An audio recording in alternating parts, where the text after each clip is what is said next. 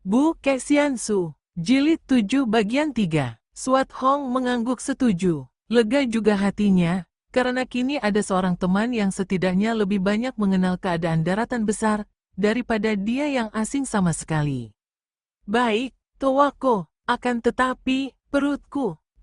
Perutmu mengapa? Sakit, lapar. Kuilun tertawa-tawa bergelak, dan Suat Hong juga tertawa. Keduanya merasa lucu dan gembira karena mendapatkan seorang teman yang cocok wataknya. Kalau begitu, tidak jauh bedanya dengan perutku. Mari kita cepat pergi. Leng Xiaobun terdapat banyak makanan enak. Tapi, perahumu itu, bagaimana kalau ada yang curi nanti? Siapa berani mencurinya? Lihat, bentuk perahuku itu. Bentuknya seperti seekor kura-kura, lengkap dengan kepalanya dan ekornya. Melihat itu, semua orang tahu bahwa itu milik Pulau Kura-Kura. Siapa berani mengganggunya? Perahumu yang berada di dekat perahuku juga aman. Wah, kalau begitu nama suhumu sudah terkenal sekali. Memang, dan sekarang aku akan membuat nama agar sama terkenalnya dengan nama suhu. Berangkatlah kedua orang muda itu menuju ke utara, melalui sepanjang pantai itu, lalu mendekati sebuah daerah pegunungan. Mereka menuju ke kota Leng Xiaobun yang letaknya tidak jauh dari pantai laut, tak jauh dari muara sungai Huai. Kota Leng Xiaobun merupakan kota pantai yang ramai dan padat penduduknya. Karena daerah ini merupakan daerah perdagangan yang menampung datangnya hasil bumi dari pedalaman untuk dibawa oleh perahu-perahu ke pantai laut yang lain, juga merupakan pasar besar bagi para nelayan, maka penduduknya cukup makmur. Rumah-rumah besar, toko-toko, hotel-hotel, dan restoran-restoran membuktikan kemakmuran kota itu.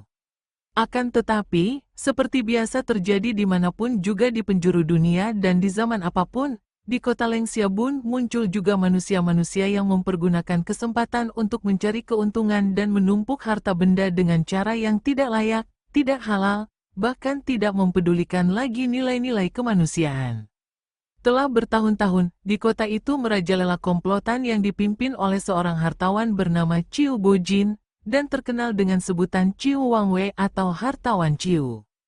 Sebenarnya, tanpa diketahui oleh siapapun di kota itu, Chiu Wangwei adalah bekas seorang perampok tunggal yang memiliki kepandaian tinggi. Setelah rambutnya mulai putih dan dia berhasil mengumpulkan kekayaan, tinggallah dia di kota Leng Xiaobun menjadi seorang pedagang. Mula-mula dia mendirikan sebuah rumah makan. Setelah rumah makannya maju, dia membuka rumah judi dan rumah penginapan. Tentu saja dia mengumpulkan bekas teman-temannya dari kalangan hitam untuk bekerja kepadanya dan merangkap menjadi tukang pukul. Akan tetapi, Chiu Wangwei melarang keras kepada anak buahnya untuk memperlihatkan sikap kasar dan sewenang-wenang, karena dia maklum bahwa itu bukan merupakan cara untuk mengumpulkan kekayaan di sebuah kota. Dengan licin sekali Chiu Wangwei mempengaruhi para pembesar kota itu, dengan jalan seringkali mengirimkan hadiah kepada mereka. Bahkan bukan uang saja yang dijadikan umpan untuk memancing ikan besar dan menjinakkan harimau, akan tetapi dia juga mempergunakan wanita-wanita muda. Terkenallah hotel dan rumah judi yang didirikan Chiu Wangwei, karena kedua tempat ini juga merupakan tempat berpelesir di mana disediakan perempuan muda sebagai pelacur-pelacur kelas tinggi. Bahkan restorannya juga amat laris, karena di situ bercokol pula beberapa orang pelacur cantik yang melayani para tamu makan minum, dan memberi kesempatan kepada para tamu sambil makan minum untuk colek sana-sini. Biarpun banyak penduduk Leng Xiaobun yang menjadi korban judi, banyak rumah tangga berantakan, namun tidak ada orang yang mampu menyalahkan Chiu Wangwei. Rumah judi, hotel, dan restoran yang dibukanya adalah sah, dan mendapat restu serta perlindungan dari para pembesar setempat. Bahkan secara terang-terangan, hampir semua pembesar di kota itu menjadi langganan Chiu Wangwei. Mereka yang gemar berjudi menjadi langganan pokoan atau tempat judi, di mana mereka dapat berjudi apa saja sepuasnya. Tentu saja dalam melayani para pembesar berjudi, orang-orang kepercayaan Chiu Wangwei tidak berani main curang, tidak seperti jika melayani kalangan umum. Di situ dilakukan kecurangan-kecurangan yang menjamin kemenangan bagi si bandar judi. Bagi para pembesar yang senang pelesir dengan wanita, mereka mendatangi likoan atau hotel di mana tersedia kamar yang mewah berikut pelacurnya yang tinggal pilih, dan mereka memperoleh pelayanan istimewa. Bagi yang mengutamakan lidah dan mulut, tersedia restoran yang menyediakan atau mengirim arak wangi dan masakan lezat. Kesewenang-wenangan Ciu Wangwei tidaklah tampak atau terasa secara langsung oleh penduduk. Hanya apabila ada orang berani mendirikan tempat judi, restoran, atau hotel baru yang menyaingi perusahaannya, maka diam-diam tukang pukulnya akan bertindak dan memaksa si pemilik perusahaan itu untuk menutup pintu dan menurunkan papan nama perusahaan. Boleh orang lain membuka, akan tetapi harus kecil-kecilan, dan mengirim pajak sebagai penghormatan kepada Ciu Wangwei. Akan tetapi, beberapa bulan belakangan ini terjadilah kegemparan-kegemparan di daerah kota Leng Xiabun.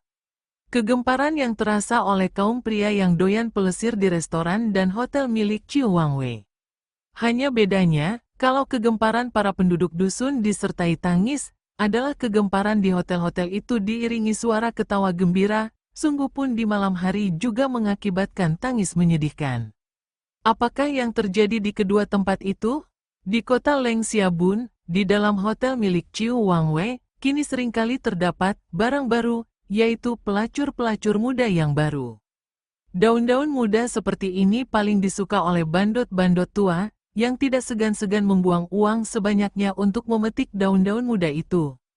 Di dalam tempat-tempat rahasia di belakang hotel, di dalam kamar-kamar gelap, seringkali terjadi hal yang mengerikan, di mana seorang gadis remaja dipaksa dan dicambuki, disiksa sampai mereka itu terpaksa menyanggupi untuk dijadikan pelacur dan melayani kaum pria. Dan sekali darah remaja ini melayani seorang tamu, segalanya akan berjalan lancar, dan beberapa bulan kemudian perempuan remaja itu akan menjadi seorang pelacur kelas tinggi yang dijadikan rebutan. Pada waktu yang bersamaan, terjadi geger di dusun-dusun di sekitar daerah itu. Banyak terjadi pembelian gadis-gadis muda, bahkan banyak terjadi penculikan dan perampokan secara terang-terangan dilakukan oleh gerombolan perampok ganas. Keluarga gadis ini melakukan penyelidikan, dan mereka akhirnya dapat menemukan anak gadis mereka di Leng Xiabun, dalam keadaan yang menyedihkan karena sudah menjadi pelacur-pelacur. Ada pula yang lenyap sama sekali, bahkan ada yang terlunta-lunta sebagai seorang wanita gila. Mereka ini adalah gadis-gadis yang berkeras tidak mau menjadi pelacur. Ada yang disiksa sampai mati, dan ada yang diperkosa dan akhirnya menjadi gila. Tentu saja banyak di antara mereka yang melapor kepada pembesar di Leng Xiabun, akan tetapi mereka itu malah dimaki-maki karena dianggap menghina Ciu Wangwei. Dikatakan bahwa anak mereka menjadi pelacur, hal ini adalah orang tua mereka yang tidak tahu malu dan tak dapat mendidik anak. Sekarang ada Ciu Wangwei yang menampung mereka sehingga tidak kelaparan, mengapa mereka itu malah melapor dan menuntut Ciu Wangwei? Mereka yang melaporkan bahwa anak gadisnya diculik orang, dan ternyata anak gadis mereka itu tahu-tahu telah menjadi pelacur di hotel milik Ciu Wangwei, malah dijatuhi hukuman rangkap karena menghina Ciu Wangwei. Laporan mereka itu dianggap fitnah karena tidak ada bukti bahwa anak mereka diculik. Memang ada saja jalan dan alasan para penegak hukum yang telah diperbudak oleh harta yang mereka terima dari Ciu Wangwei itu, di samping suguhan anak-anak perawan hasil penculikan. Untuk melakukan penculikan sendiri, tentu saja para pembesar ini merasa malu. Kini ada yang menculikkan untuk mereka, hati siapa yang takkan senang? Karena sudah merasa tersudut dan tidak berdaya lagi, akhirnya mereka teringat akan nama besar Lem Hai Seng Jin, majikan Pulau Kura-Kura, yang terkenal sebagai seorang pertapa yang suka menolong kesukaran orang lain yang memerlukan pertolongan. Terutama sekali mereka yang mempunyai anak perempuan, dan yang merasa gelisah kalau-kalau pada suatu malam akan tiba giliran mereka didatangi penculik yang akan melarikan anaknya. Mereka segera bermufakat untuk minta pertolongan pertapa itu, dan akhirnya berangkatlah serombongan orang menuju ke Pulau Kura-Kura. Lem Hai Seng Jin menerima pelaporan mereka dan merasa kasihan, maka dia mengutus murid tunggalnya yang sudah mewarisi ilmu kepandaiannya untuk mewakilinya menyelidiki dan memberi hajaran kepada komplotan penjahat itu. Juga dia memberi izin kepada muridnya untuk merantau selama 1 tahun. Setelah mendapat banyak nasihat, berangkatlah Kuilun seorang diri naik perahu menuju ke daratan besar. Tanpa disangkanya, dia telah berjumpa dengan Han Swat Hong, putri kerajaan Pulau Es. Pada hari itu, kota Leng Xiabun sibuk seperti biasa. Keadaan tetap ramai dan biasa seperti tidak terjadi sesuatu, dan seperti tidak akan terjadi sesuatu. Di antara sebagian besar penduduk yang memang sudah tidak memikirkan lagi, tidak ada seorang pun yang tahu bahwa malam tadi seperti biasa telah terjadi pemerkosaan darah-darah culikan baru, seperti sekelompok domba disembelih. Tidak ada pula yang tahu bahwa pagi hari itu muncul dua orang yang akan mendatangkan perubahan besar di kota itu, menimbulkan geger yang akan menggemparkan kota, dan akan menjadi bahan cerita sampai bertahun-tahun lamanya. Setelah menyelidiki di mana letaknya rumah makan milik Ciu Wangwei, Kuilun mengajak Swat Hong mendatangi rumah makan itu. Sebuah rumah makan yang bangunannya indah dan besar, dengan cat baru, dan di depan rumah makan terdapat tulisan dengan huruf besar, Ciu Lo, atau rumah arak, yang berarti restoran. Hong Moi, engkau lapar bukan? Mari kita makan dan minum di sini. Swat Hong memandang heran. Bukankah ini rumah makan milik hartawan Ciu yang menjadi pemimpin komplotan penjahat di kota ini yang akan dibasmi Kuilun? Dia memandang dan melihat mata pemuda itu bersinar, kemudian Kuilun memejamkan sebelah mata penuh arti. Swat Hong tersenyum geli. Mengertilah dia kini. Pemuda itu hendak mengajaknya makan sampai kenyang lebih dulu sebelum turun tangan. Dan memang dia merasa lapar sekali. Aku tidak bisa bekerja tanpa makan lebih dulu, pemuda itu berkata lirih ketika mereka memasuki rumah makan, dan Swat Hong tersenyum-senyum. Sepagi itu rumah makan sudah terisi setengahnya oleh mereka yang beruang, karena rumah makan ini terkenal sebagai rumah makan mahal. Dua orang pelayan pria dan wanita menyambut mereka dengan sikap manis. Yang wanita masih muda dan genit, dengan wajah yang ditutup warna putih dan merah yang tebal, seperti tembok di kapur dan digambar.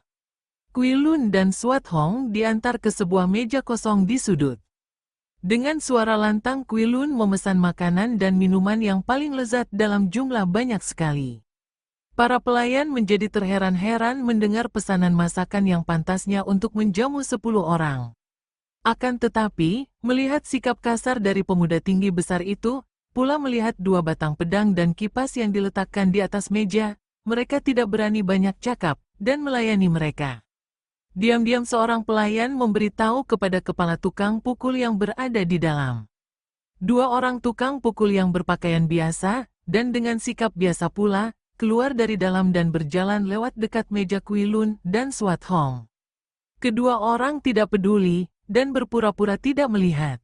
Swat Hong juga melanjutkan makan, sambil kadang-kadang tersenyum geli menyaksikan betapa temannya itu makan dengan lahapnya. Dia belum menghabiskan setengah mangkok, Kuilun sudah menyapu bersih 5 mangkok. Ketika dua orang itu lewat, Swat Hong hanya melirik sebentar. Ia mengerahkan ilmu, sehingga telinganya terbuka dan dapat menangkap dengan ketajaman luar biasa ke arah kedua orang yang masih berjalan-jalan di ruangan itu, seolah-olah sedang memeriksa dan kadang-kadang membenarkan letak kursi dan meja yang kosong. Aku tidak mengenal mereka, terdengar yang kurus pucat berkata. Tapi gadis itu hebat, kata orang kedua yang pendek dan berperut gendut. Kalau dia bisa didapatkan, tentu Loya atau Tuan Tu akan memberi banyak hadiah kepada kita. Hus, apa kau mau menyaingi pekerjaan Tiat Cikui atau setan berjari besi? Ah, siapa tahu dengan cara halus bisa mendapatkan dia? Tapi pemuda itu kelihatan jantan. Takut apa? Orang kasar seperti itu. Tapi jangan memancing keributan, Lotte, kita nanti tentu dimarahi Loya. Aku tidak bodoh, mari kita pergunakan cara halus. Lihat, mereka telah selesai makan. Raksasa itu makannya melebihi babi. Swat Hong yang sedang minum hampir tersedak karena geli hatinya mendengar temannya yang gembul itu dimaki seperti babi. Akan tetapi, Kuilun agaknya tidak mempedulikan apapun. Ia tidak melakukan penyelidikan seperti Swat Hong, tidak mendengar makian itu, maka ia hanya mengelus-elus perutnya yang kenyang. Dia kelihatan puas sekali telah dapat makan minum secukupnya di dalam restoran itu. Pada saat itu dua orang tukang pukul tadi sudah menghampiri mereka. Yang kurus pucat sudah menjura sambil berkata, kami mewakili Ciu Wangwei, pemilik restoran ini, menghaturkan selamat datang kepada Jiwi.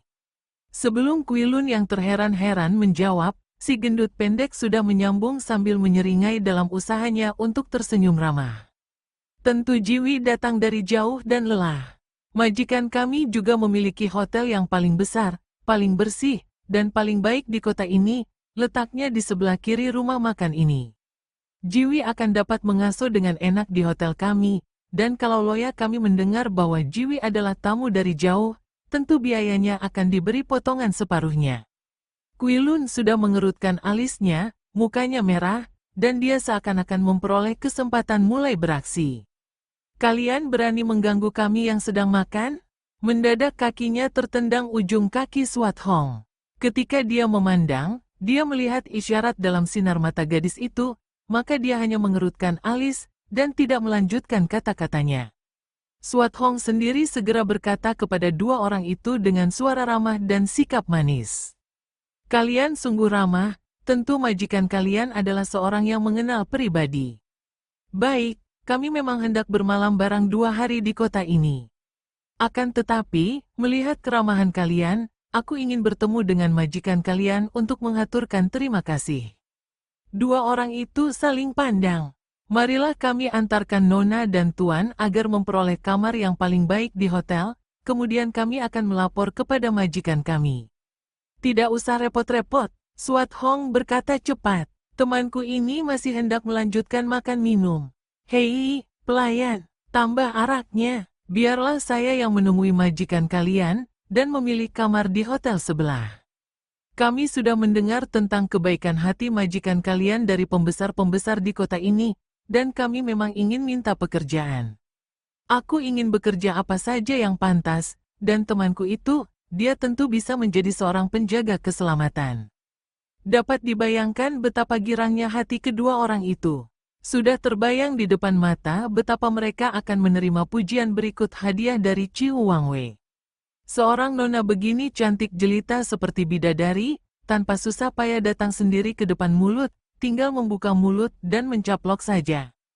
Ciu Wangwei tentu senang sekali, bukan untuk hartawan itu sendiri yang kesenangannya bukan memeluk wanita cantik, melainkan untuk menyenangkan hati para pembesar setempat. Ciu Wangwei sendiri kesenangannya hanya satu, yaitu uang dan kedudukan. Bagus sekali kalau begitu, Nona. Kebetulan pada saat ini Ciu Wangwei sedang menjamu pembesar yang paling terhormat di kota ini. Mereka sedang berpesta di ruangan belakang hotel kami. Mari kami antar Nona ke sana. Tidak usah, kalian di sini saja melayani temanku. Sambil berkata demikian, Swat Hong sudah bangkit berdiri. Cepat laksana kilat kedua tangannya bergerak seperti seorang wanita yang menepuk-nepuk pundak kedua orang itu dengan ramahnya.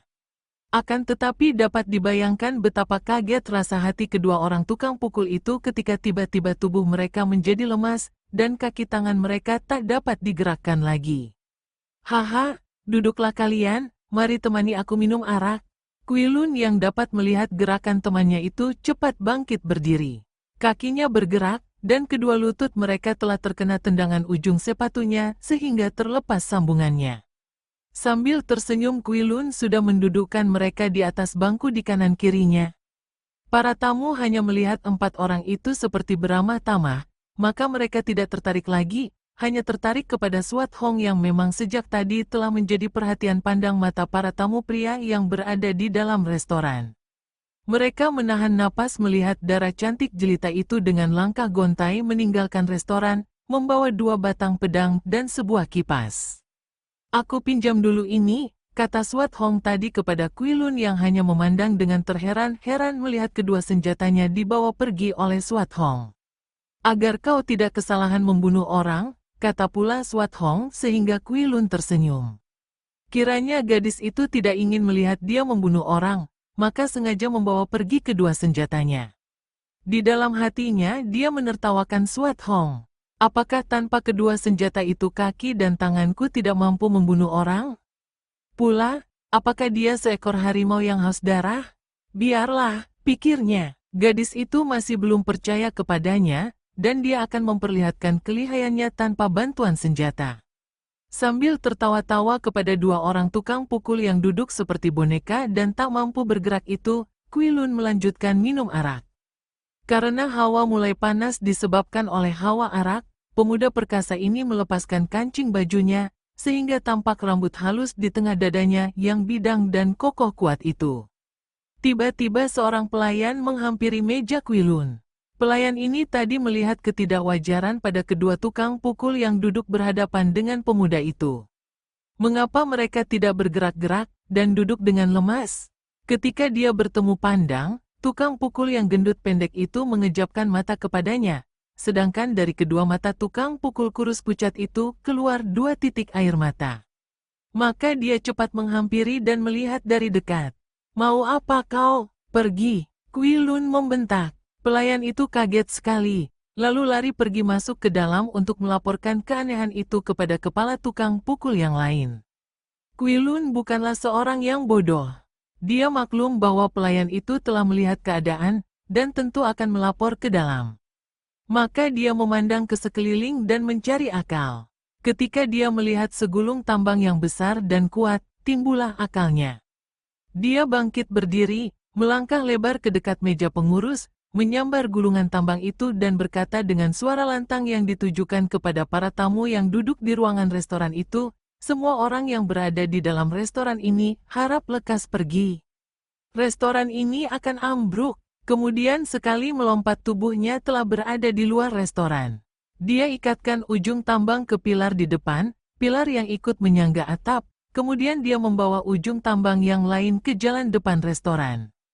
Dengan memegang ujung tambang, mulailah pemuda raksasa ini menarik tambang, melalui atas pundak kanannya yang menonjolkan otot besarnya yang amat kuat. Tambang besar itu menegang, kemudian terdengar suara berkerotok. Orang-orang sudah mulai lari keluar rumah makan itu, dan mereka ada yang ketawa geli menyaksikan pemuda itu menarik tambang. Tentu pemuda itu sudah mabok, pikir mereka.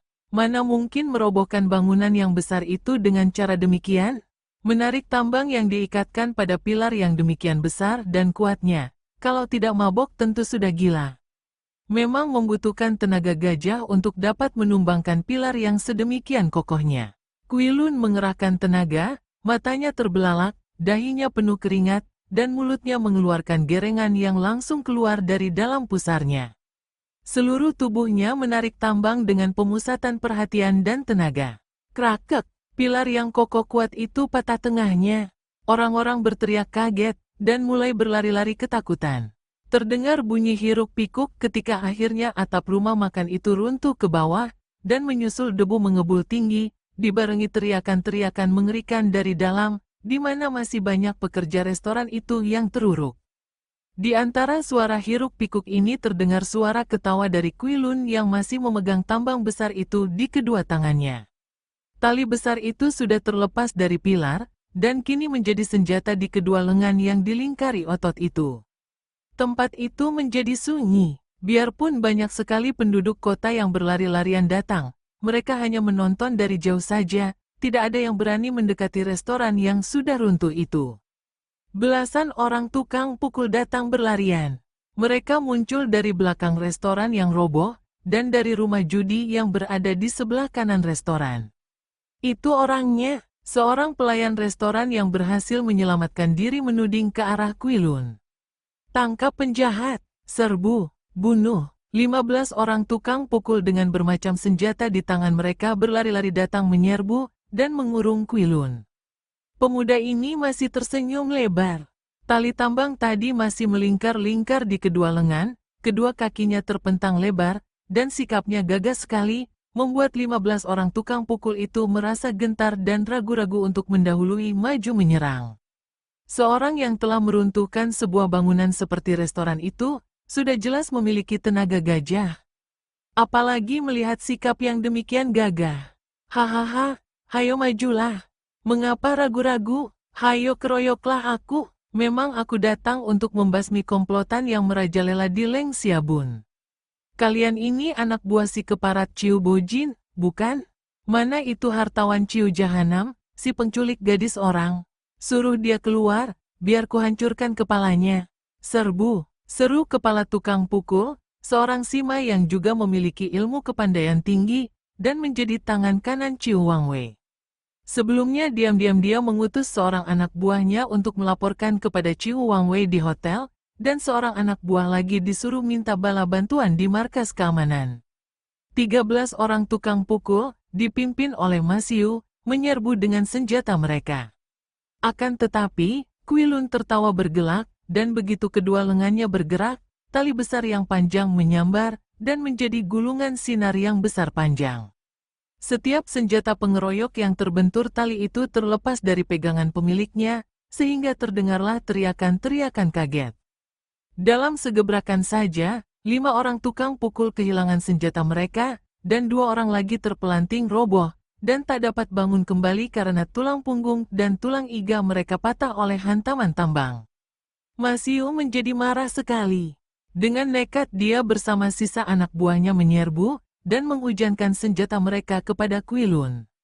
Namun pemuda Pulau Kura-Kura ini sambil tertawa melakukan perlawanan seenaknya. Teringat dia oleh perbuatan Swat Hong yang menyingkirkan pedang dan kipasnya.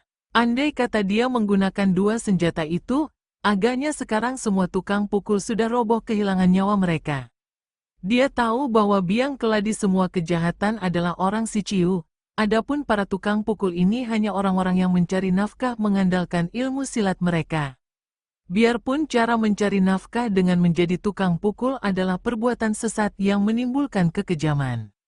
Namun andai kata tidak ada hartawan Ciu yang menjadi sumber maksiat, agaknya mereka tidak akan berani mengacaukan sebuah kota besar seperti Leng Xiabun.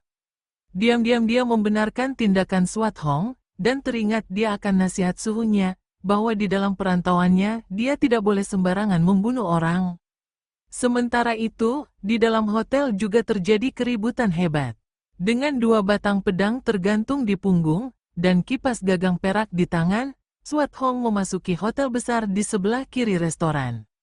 Gedung ini lebih megah dan besar daripada restoran itu. Dengan sikap tenang dia berjalan menaiki anak tangga di depan hotel.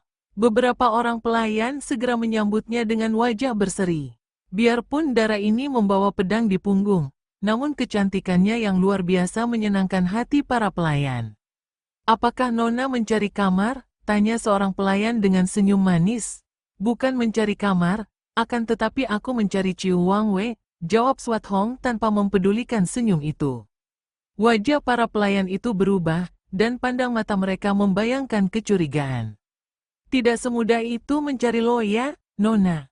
Pula kami tidak tahu di mana adanya Ciu Wangwei sekarang ini," kata seorang di antara mereka dengan suara hati-hati. Kalian tidak perlu membohong lagi. Aku mengenal Ciu Wangwei, dan kedatanganku adalah atas undangannya. Aku tahu bahwa dia sedang menjamu kepala daerah di ruangan belakang hotel ini, bukan? Kalau kalian tidak membawaku menemuinya sekarang juga, bukan hanya dia yang akan marah kepada kalian, akan tetapi aku pun akan kehabisan sabar." Mendengar ini, para pelayan itu saling pandang, lalu seorang di antara mereka memanggil tukang pukul. 2 orang tukang pukul datang berlari. Mereka adalah bekas-bekas perampok yang tentu saja dapat menduga bahwa wanita ini tentulah seorang Kang O. Maka mereka segera memberi hormat, dan bertanya, "Ada urusan apakah Li Hiap hendak bertemu dengan Ciu Wangwei?" Swat Hong memandang tajam, dan mengambil sikap marah. Pangkat kalian di sini apa sih berani bertanya-tanya urusan antara aku dan Ciu Wangwei? Lekas bawa aku menemuinya. Tapi, Loya sedang menjamu Taijin, tidak boleh diganggu." "Siapa mau mengganggu? Aku justru datang memenuhi panggilannya untuk meramaikan pesta. Kalau dia marah, biar aku yang tanggung jawab. Akan tetapi kalau kalian berani menolak aku, dia akan marah kepada kalian." 2 orang tukang pukul itu saling pandang, kemudian mereka berkata, "Baiklah, mari kami antarkan Li Hiap ke dalam." Mereka telah mengambil keputusan dengan isyarat mata untuk mengawal dan menjaga wanita cantik ini. Kalau wanita ini mempunyai niat buruk, masih belum terlambat untuk merobohkannya. Melihat kecantikannya yang luar biasa, sangat boleh jadi kalau dia ini adalah seorang yang dikenal oleh Ciu Wangwei, dan benar-benar dipesan datang untuk menghibur pembesar. Dengan langkah tenang sambil mengipasi lehernya dengan kipas gagang perak, Swat Hong diiringkan 2 orang tukang pukul itu melalui gang yang berliku-liku, melalui kamar-kamar di mana terdapat wanita-wanita cantik yang rata-rata berwajah layu dan bermata sayu. Di antara para wanita ini ada yang duduk sendiri, ada pula yang sedang berduaan dengan seorang tamu pria karena terdengar suara ketawa laki-laki di dalam kamar itu. Kemudian tibalah mereka di ruangan belakang yang luas, dan terjaga oleh belasan orang prajurit pengawal yang bercampur dengan para tukang pukul. Ketika mereka bertiga muncul, tentu saja para penjaga dan pengawal itu memandang Swat Hong dengan penuh perhatian. Dua orang tukang pukul itu agaknya bangga dapat mengawal nona cantik jelita ini, maka sambil mengacungkan ibu jari mereka berkata, "Barang baru. Pesanan khusus." Maka tertawa-tawalah para pengawal dan tukang pukul itu memasuki pintu besar yang menembus ke ruangan dalam. Karena mereka yang duduk mengitari meja besar terdiri dari belasan orang berpakaian serba indah, dan masing-masing dilayani dan dirubung wanita-wanita muda dan cantik, Swat Hong tidak mau bertindak sembrono. Dia tidak tahu siapa Ciu Wangwei dan yang mana pula kepala daerah.